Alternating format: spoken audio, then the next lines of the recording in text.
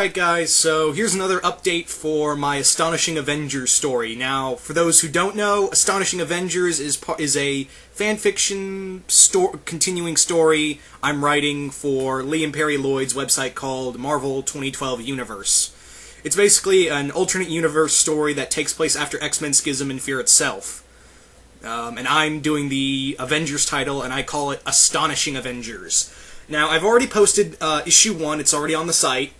Saw it a few weeks ago. I'm glad it's on the site. But now I'm here to... This video is basically a minor update for it, and the premiere date for issue 2. And that will be April 27th. Yes, I know, it's pretty much a long wait. April 27th, it's probably like the last... near the last week of April. But I've got a lot of stuff to do. I'm pretty busy. And I'm trying to get in as much writing as I can. I've just started writing issue 2, and yeah. So April 27th will be the premiere date, but I'll let you guys in a little bit of what you're going to see in issue 2. So issue 1 was a lot of establishment in the story, you know, basically getting all the Avengers together, putting the first villain in there, and leading up to other stuff.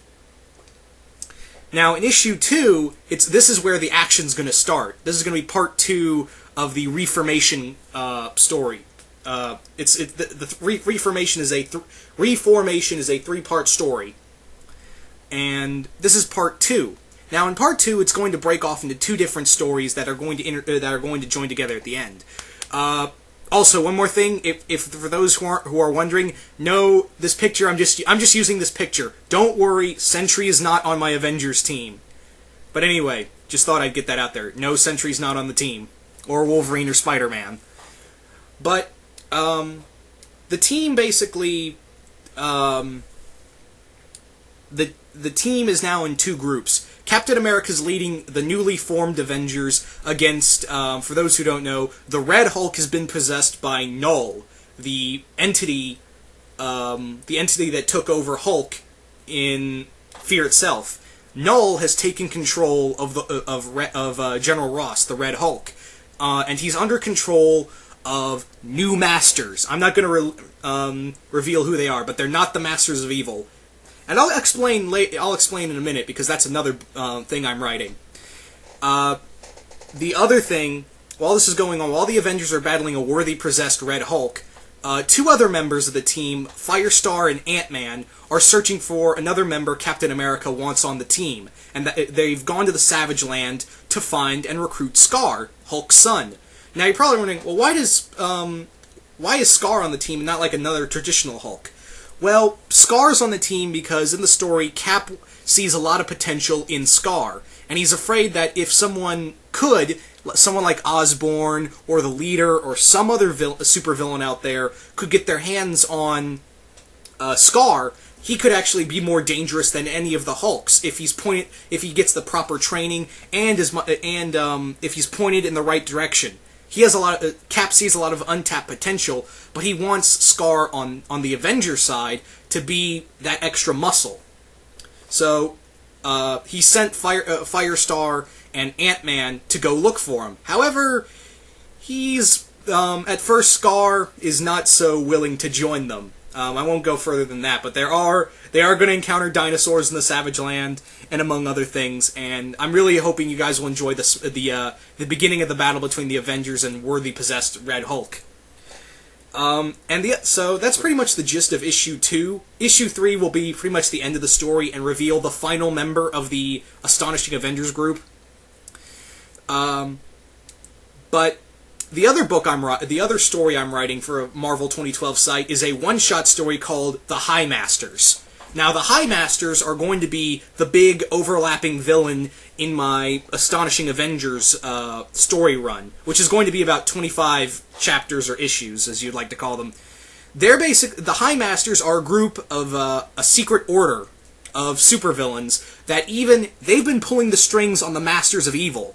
These guys have newly formed, and they're playing everybody. And, these guys are going to be the big, they're kind of like, I'm kind of based them off the Light in the Young Justice cartoon. Now, I'm not going to reveal who's on that team, on that team of supervillains, but I'm going to say this. It's a lot of people you wouldn't expect.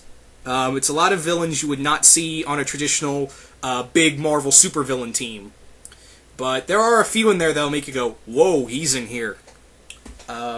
So, yeah, the High Masters are going to be the big villains in this story. Also, there's going to be, I've talked with the Mount Vernon kid, and he's writing, he's now being an avid writer on the Marvel 2012 website, and he's writing another Avengers book called New Avengers Task Force, which is going to be pretty much Luke Cage's team. And we're actually going to he and I have decided to do a 4-part story that crosses into each other's titles. I'm going to take over 2 parts, and he's going to write 2 parts in that Avengers story. That's going to involve the all-out attack on the High Masters. And trust me, the High Masters are going to have something.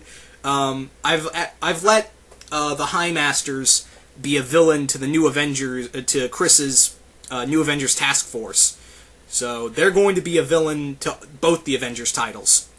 So, and also, these are only going to be the villains that are going to be only in our Avengers books. So don't worry, you won't see them anywhere else. But anyway, hope you guys enjoyed this. Like I said, stay tuned. I know it's going to be quite a wait for Astonishing Avengers number 2 of my story, but hey, I've been busy, and hopefully it'll be worth the wait like the first issue was. Anyway, I'm out.